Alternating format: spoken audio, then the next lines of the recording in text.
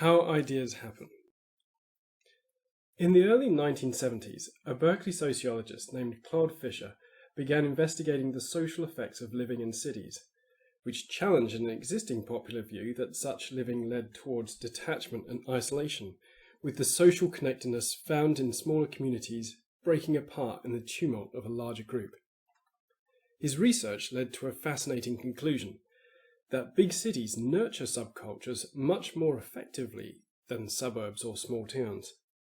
What he found was that because lifestyles or interests deviating from the mainstream needed a critical mass to survive, they slowly broke down in smaller communities because the opportunities of finding like-minded people became less in a smaller pool of individuals. For example, if a tiny percent of any given population might be interested in, for example, fencing or stamp collecting, there might only be a few such individuals in a mid-sized town, but in a big city there might be thousands. Jane Jacobs, author of The Death and Life of Great American Cities, also notes, the larger a city, the greater the variety of its manufacturing, but also the greater both the number and proportion of its small manufacturing. In their works, both Fisher and Jacobs emphasize the fertile interactions that occur between subcultures in a dense city centre. And these subcultures, eclectic small businesses, interest groups and networks generate crossovers, interests and skills that, in turn, again diffuse through the society, influencing and re-influencing one another. Compared with other species, humans had had a healthy history of innovation in the million or so years that led up to their establishing agriculture. They'd invented spoken language, art, weapons, trade and cooking, but it was when they started recording words and concepts and settling in cities that their rate of significant innovation increased tenfold. This graph shows the effect on the rate of significant innovation that the arrival of these two inventions had. These two, the recorded concept and higher density living, have an arresting commonality. They both facilitate cross-pollination of ideas, both between multiple generations and across familial and cultural boundaries. This is not unique. The majority of the scale in this chart is incrementing by the 10,000 years, with the last two sections expanded to make it easier to see the quick growth. But the effect of multiplier innovations such as these can be seen in even greater degree in the past half-century.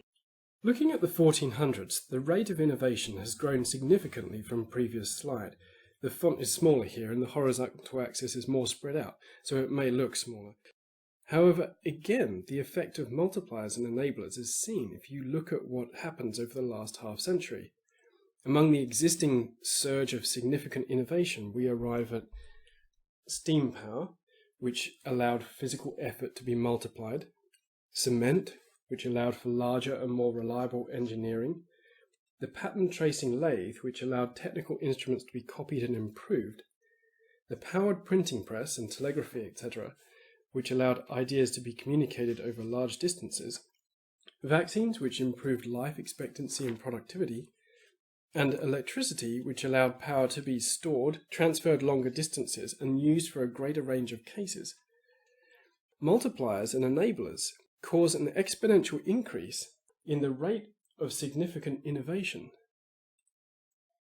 You see, ideas are not single atoms, they are networks. As far as we know, if we discover extraterrestrial life, it is believed, like all life on Earth, to be most likely carbon-based. And why are we so confident in this? The answer is because of the way the carbon atom itself works. You see, carbon has 4 valence electrons. Valence electrons are those in the outermost conceptual shell of an atom, which determine an atom's ability to form connections with other atoms. Having exactly 4, carbon atoms are especially talented at forming connections with other atoms, and crucially with other carbon atoms. The bonds that carbon's molecular structure encourages give a strong propensity for forming elaborate chains and rings of polymers, which form everything from genetic information in nucleic acids to the building blocks of proteins and the energy storage of carbohydrates and fats. Carbon is a connector. Other structures, such as silicon, have the same configuration of 4 valence electrons. And interestingly, Earth has over 100 times more silicon than carbon. So why is life not based on silicon instead? The problem is that silicon lacks the ability to build double and triple bonds that create longer chains and rings of fatty acids and sugars. Silicon also requires far more energy to form bonds than carbon does, and silicon bonds dissolve far more readily in water. This brings us to another point. It's not just about being a connector, but the environment that the connector resides within. Carbon may be a talented connector, but without a medium that facilitates it connecting with other elements, these connective powers go to waste. As with carbon, water possesses several exceptional properties that make it uniquely suited to sustain early life. For starters, the hydrogen bonds that form between distinct water molecules are about 10 times stronger than equivalent bonds in normal liquids. This means that the temperature range at which water remains in liquid form is far greater than that of almost any other substance, which is what stopped the oceans from boiling away or routinely freezing during the early days of Earth. Water is also a talented dissolver of things. Even gold will dissolve in seawater if you give it enough time. This combination of water's fluidity and solubility makes it amazingly adapted to creating new networks of elements, and gives stability to the new connections, allowing them to endure and seek out new connections in a primordial soup. Computer scientist Christopher Langton observed several decades ago that innovative adaptive systems trended towards network states at what he called the edge of chaos. Langton used a metaphor to describe the different phases of matter, gas, solid and liquid, to describe these network states for ideas. Consider the behavior of molecules in each of these conditions. In a gas, chaos rules. New configurations are possible, but they are constantly disrupted and torn apart. In a solid, the opposite happens. Patterns have stability, but too much. They are fixed and cannot change or evolve. But in a liquid network, we find this critical middle ground. New configurations can emerge through random connections formed between molecules, but the system isn't so wildly unstable that it destroys these new connections. These connective carbon atoms are very similar to ideas, and the environment which best fosters new connection between them is a liquid network. In the early 1990s, a psychologist at McGill University named Kevin Dunbar ran a study of how scientists actually work together in labs. He set up video cameras in 4 leading molecular biology laboratories and conducted extensive interviews regarding the process the scientists were approaching their experiments and their shifting hypotheses during their process of discovery rather than after it. This approach differentiated Dunbar from one of the major failings of previous studies that relied on retrospective interviews.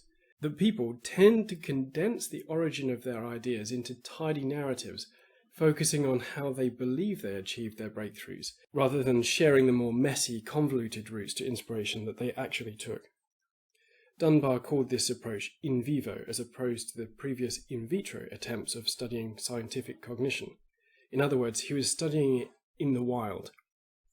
Dunbar and his team transcribed all the interactions and tracked the patterns in the flow and the information in the lab. And most importantly, they tracked the conceptual changes that occurred over the course of each project. The most striking discovery in Dunbar's study turned out to be the physical location where the most important breakthroughs occurred. And it was not at the microscope, nor at the computer, but at the conference table. I'd like to introduce the legendary MIT Building 20, a temporary structure built during World War II that somehow managed to last for 55 years.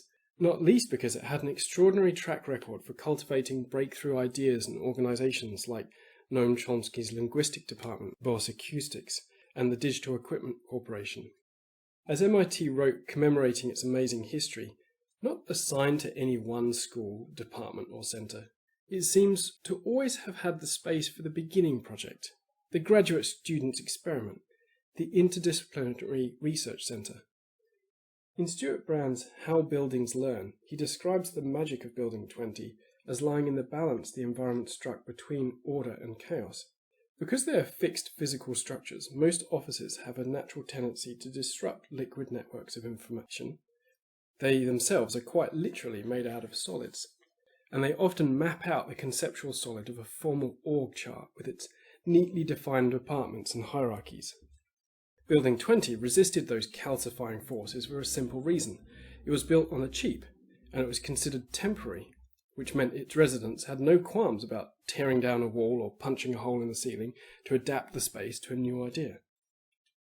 In November 2007, Microsoft opened the doors of their new research location in Redmond, Washington, modelled on this same concept called Building 99.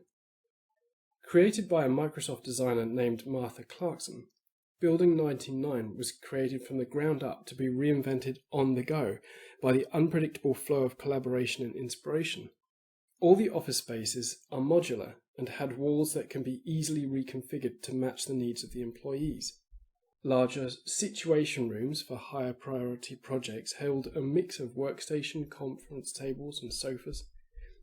Many walls had a write-on, wipe-off covering, so you could quickly sketch out an idea for your colleagues to see while chatting in the corridors, on the way to lunch or at impromptu connections. So Clarkson built the overlap opportunities first, and then designed an office building around them. And this designing for overlap isn't unique to MIT and Microsoft. In many workspaces, ROI and tenure have long been considered trailing metrics, the outcomes of a business, and not the actual ideation and culture that causes these to rise or fall. Burson, McKinsey, Gallup, and many others provide significant consulting practice and internal effort on tracking the causative ideation and culture so that the problems can be avoided before they take effect, and that improvements can be made at the root of the action. Zappos is an especially interesting company in its approach to holacracy, radical openness, and communication structure, all based around the idea of improving company performance by building a culture that operates optimally. Tony Hsieh, its CEO, takes time to refer staff repeatedly to these collisions to drill home thinking like that found in MIT 20 and MS-99. He says, in some greenhouses, the leader plays the role of a plant that others aspire to. That's not me. My job is to architect the greenhouse, and the key is collisions. I probably say the word collision 1,000 times a day, and the reason I do this is to ensure a mindset shift here to that collisions are what matters. During the Cold War, the United States and Soviet Union were locked in a decades-long technological race. In both nations, hundreds of teams of engineers spent thousands of hours working on complex problems that no one had tried to solve before. Partway into the race, the US government ran a research project regarding the question of what made certain engineering projects successful while others were not. And one of the early investigators was a young MIT professor named Thomas Allen. One pattern became immediately apparent, that the most successful projects were those driven by sets of individuals who formed what Allen called clusters of high communicators. These groups had a noticeable ability for navigating complex problems at speed. Allen dug into the data to find out what the determining factors common between the people in these clusters were, not shared by those in the lower performing groups. Had they written for the same journals? Did they possess the same levels of intelligence? Were they the same age? Had they attended the same undergraduate schools or achieved the same level of degrees? Did they possess the most experience or the best leadership skills? All these factors would seem to make sense, but Allen could find none that played a meaningful role in cohesion, except for one: the distance between their desks. At first he didn't believe it, but the more he explored the data, the clearer the answer became. What mattered most in creating a successful project had less to do with intelligence and experience, and more to do with how close the desks happened to be located. Exploring the adjacent possible can be as simple as opening a door, and sometimes you need to move a wall. Let's look again at the way we've evolved as a metaphor for how ideas are formed, and how sexual reproduction has been a big part of this for more than the obvious reasons.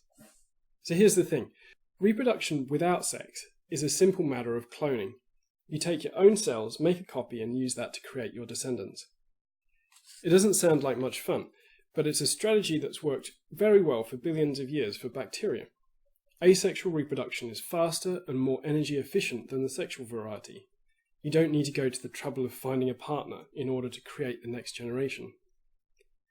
Asexual organisms also reproduce on average twice as quickly as their sexual counterparts, partly because every organism is capable of producing offspring directly. So if asexual reproduction is more energy efficient and twice as fast, why do longer living organisms not do it? One problem is that creating offspring with identical DNA makes a prime target for parasites or predators, and it limits the basis for adaptation. If you're going to grow, nature finds you need to mutate your genes very slightly at every single new generation. Stephen Johnson, author of Where Good Ideas Come From, notes this playing out in the wild. This is the Daphnia water flea. It's actually a tiny crustacean, no more than a few millimeters long. It lives in most freshwater ponds and swamps. Under normal conditions, Daphnia reproduce asexually, with females producing a brood of identical copies of themselves in a tiny pouch. When doing this, the Daphnia community is composed entirely of females. And because asexual reproduction is so efficient, during warm summer months, the Daphnia will often be one of the most abundant organisms in the pond ecosystem.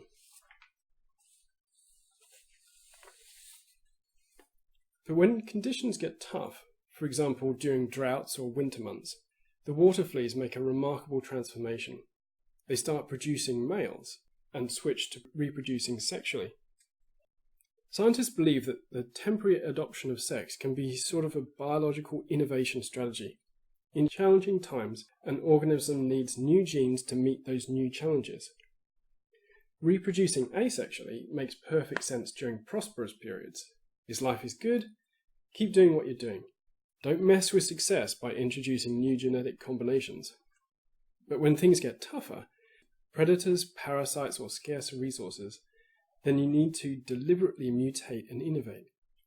And the quickest path to innovation lies in making novel connections. This strategy of switching back and forth between asexual and sexual reproduction goes by the name heterogamy, and while it is rare, several different organisms have adopted it, such as slime molds, algae, rotifers, gall wasps, and aphids. In each organism, the Daphnia pattern repeats itself. The genetic recombinations of sex emerge when the conditions get difficult. Swapping genes with another organism is itself more difficult than simple cloning, but innovation rewards of sex outweigh the risks of a more stable path.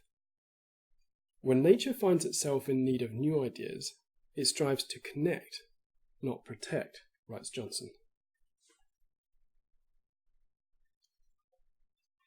Another recent experiment led by German neuroscientist Ulrich Wagner demonstrates the potential for dream states to trigger new conceptual insights. Wagner found, after initial exposure to a numerical test, allowing subjects to rest and sleep more than doubled their ability to discover the hidden rules. The work of dreams turns out to be a particularly chaotic yet productive way of exploring what Johnson explains as the adjacent possible, experimenting mentally, as Tesla noted, with overlapping concepts to find different combinations of ideas. Neuroscientists have also studied this aptitude for generative chaos in the waking brain too. While neurons do share information by passing chemicals, they also communicate in a more indirect channel. They synchronize their firing rates. And for reasons still not entirely understood, large clusters of neurons will regularly fire at exactly the same frequency. Like a discordant jazz band, each member following a different time signature and tempo that suddenly snaps into a waltz at precisely 120 beats per minute. This is called phase locking. In 2007, Robert Thatcher, a neuroscientist at the University of South Florida, found that while these chaotic noise periods lasted on average 55 milliseconds, there was an interesting variation among participants in his study. While some brains had a tendency to remain longer in the phase lock mode, others instead had noise intervals that regularly approached 60 milliseconds. When Thatcher then compared the brainwave results with the participants' IQ scores, he found a direct correlation between the two datasets. Every extra millisecond spent in the chaotic mode added as much as 20 IQ points. Longer spells in the phase lock deducted IQ points. Science does not have a solid explanation for the brain's chaotic states, but Thatcher and other researchers believe that while phase locking may be important for interneuron communication, the electric noise of the chaos mode allows the brain to experiment with new links between neurons that would otherwise fail to connect in more orderly settings. So we've looked at enablers, such as cities and other liquid networks, and seen how in various ways connecting, like building 20 or 99, or Dunbar's research on scientific behaviour patterns versus eureka moments, that our synthesis of ideas mirrors carbon in the primordial swamps. So how do we put these ideas to use? How can we foster an environment that encourages this? How do we build a platform that nurtures ideas and helps them become better? Staying exposed to ideas, contexts, and communities that are outside our norm, as we saw with cities and the importance of networks, allows new combinations in thought and allows us to think outside of our own box. Building ideas that can be evolved allows others to improve them, and the idea to itself iterate and collect suitable linking ideas.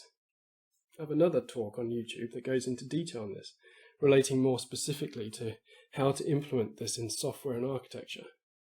I've put a link in the description for this video.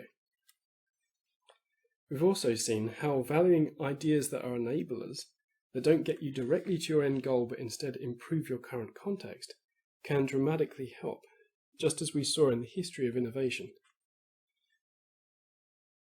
And the corollary of this is that you need to actively remove blocking frameworks in thought.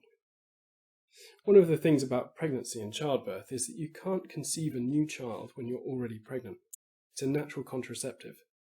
The same thing happens with ideas. If you have preconceptions, you will not be able to conceive or gestate any new ideas. And one often hidden preconception is fear. When we have fear, we tend to aim smaller, not larger. Imagine there is a surface, maybe perhaps a table, in front of you, and that you have your eyes shut. If I asked you to work out the shape and size of the surface, you'd need to run your fingers over it until they fell over the edge, and then feel along the edge to work out the shape. But you see, if fear stops us wanting to fall off, then we never really explore the bounds, and we never know the shape. Again, in sports, you need to fall often to learn how to duck and roll and to land safely. If you don't fall, you don't learn how to duck and roll, and without this learning, you can't perform your best. We need to remove fear so that we can explore the ever-changing bounds of the possible, and to revisit past impossibilities to check if the context has changed. One last analogy. If you put a flea inside a jar and put the lid on, the flea will jump and bounce and hit its head against the top of the jar. Eventually it will learn and jump just shy of the lid so it doesn't hit its head. At this point you can take the lid back off the jar and the flea will remain inside the jar because it doesn't know the lid is gone. We need to remove assumptions by poking the edges of our own frame of reference. Be aware of your mental environment and ensure you take your own lid off. Relaxing, sleeping, trying other unrelated activities or going for a walk have all been found to produce those eureka moments of connection. It allows your thought to relax and give space to new connections. We need categories to analyze things quickly, but one of the categories I disagree with is that of success and failure. It often oversimplifies outcomes to class it as one or another. Outcomes are usually composite, full of trade-offs, greys and tensions. It's just an outcome, something that happened.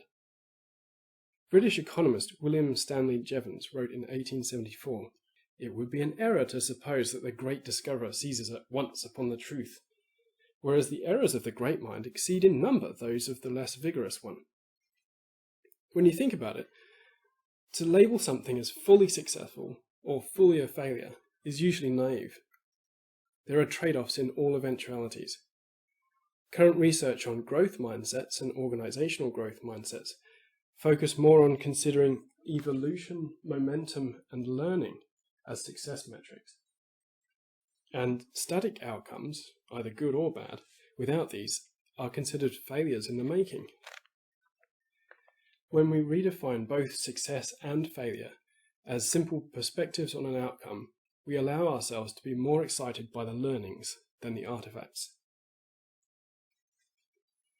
Patrice Martin, creative director at IDEO, is yet another of many who often cite the importance of this ambiguity. She says, "We may not know what the answer is, but ambiguity gives ourselves permission to explore." Conway's law that an organization's mindset dictates the products it builds is reflected in an amplitude of articles on HBR, TED Talks, Burson summaries, etc., that an organizational growth mindset is essential. Ambiguity allows multiple conflicting and conjoining ideas to coexist at the same time, and this allows your thought to be like a city, narrowing on principles and outcomes instead of practices and implementations, acts like legal governance in a city instead of personal governance. The last is a bigger one, and I'll need a diagram to explain it. Let's look back at that history of innovations. Using Johnson's categorization of market, we can classify those on the horizontal axis as individual, which come from a single individual or a small coordinated team, and those as network that come from a network of teams with overlapping ideas. On the vertical axis, we can classify as market, where the idea was planned to capitalize on the market, and non-market, where the idea was instead desired to flow freely in an infosphere for others to benefit from. Scanning the last 5 centuries, we see that the pattern shifts. Solo amateur innovation on the bottom left surrenders the lion's share of innovation to the rising power of networks and commerce, bottom right, where the most dramatic change lies along the horizontal axis, in a mass migration from individual breakthroughs on the left to the creative insights of the group on the right that are allowed to build on one another's innovation. There's 33% more in that bottom right quadrant than in any of the others. Change in organizations is needed for innovation to take effect, and so a sediment of pride, fear, needs to be removed first by a culture of kindness, safety, humility, and connectedness. Else increasing change stirs it up and muddies the waters. There's an abundance of research on how holacracies and other flatter organizational structures are more quickly adaptable to change. See Burson, Lelou, Robertson, and others. And because we've all seen ideas can be considered partial, open to reinvention, then this continuous feedback, up, down, and across the organization, grounded in a shared commitment to helping each other grow and explore, allows these ideas to grow too. Roger Martin, named the world's leading business thinker in 2017, conducted a study earlier that year with over 50 of the world's top business leaders, such as Michael Dell, former Procter & Gamble CEO AJ Lafley, and Jack Welch. The conclusion in his book, The Opposable Mind, was that what made these leaders unique was their ability to face the tension of opposing ideas and generate a creative resolution of the tension in the form of a new idea that contains elements of each but is superior to both. Similar research by Ray Dalio, author of the book Principles, and Mihai Csikszentmihalyi, author of Flow, also conclude that all are able to see both big picture and granular details, and the levels in between, and synthesize the perspectives they gain at those different levels. They are simultaneously creative, systematic, and practical. Disconnecting our personal value from the value of the ideas we are exploring allows us to take the blocking aspects of self or personality out of exploring new ideas, and building cultures that support this allows a liquid network for growth. A focus on continuous learning through inquiry, curiosity, and transparency naturally removes frameworks more capped by self, such as judgment, identity, and self-protection. To encourage good ideas, we need to embrace alternatives, allow ideas to percolate uninflicted with self, frequent activities and environments that challenge our usual, let others build on our partial ideas, borrow, recycle, reinvent, and put all other energy into encouraging and building communication environments and the relationships that help this. And you know, the thing that has really struck me while doing this research was that environments most successfully produced ideas in so much as they emulated or simulated a loving environment. Love authentically seeks interaction and will adapt best to external value. Love is flexible. Love is one of the best things for removing fear and providing a safe environment to experiment. Love causes flatter structures and naturally removes ego. It's interesting, but genuine love for one's colleagues and being loving towards them causes the environment best suited to forming the most abundant innovation.